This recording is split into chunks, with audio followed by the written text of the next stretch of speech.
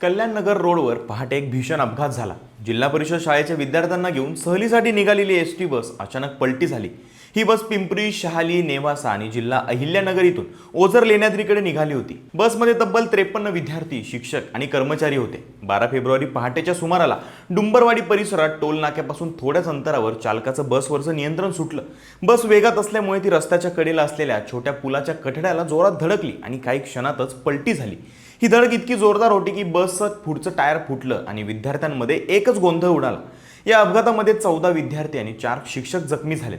सुदैवानं कोणतीही जीवितहानी झाली नाहीये। अपघाताची माहिती मिळाली तसंच स्थानिक नागरिकांनी लगेचच मदत कार्य सुरू केलंय। जखमी विद्यार्थ्यांना बाहेर काढून आळेफाटा इथल्या खासगी रुग्णालयामध्ये दाखल सुद्धा करण्यात आले। सर्व जखमींची प्रकृती सध्या स्थिर असल्याची माहिती डॉक्टरांनी दिली। पण या घटनेनंतर काही वेळ कल्याणनगर रोडवरची वाहतूक विस्कळीत झाली होती। पण आता पोलीस या अपघाताची नेमकी कारणं काय आहेत ते शोधण्यासाठी पुढचा तपास करतात। रस्ते अपघात दिवसेंदिवस वाढतच चाललेत। अशात वाहन चालवताना तुम्ही काळजी घ्या आणि अशाच माहितीसाठी फॉलो करा लगाव बत्ती।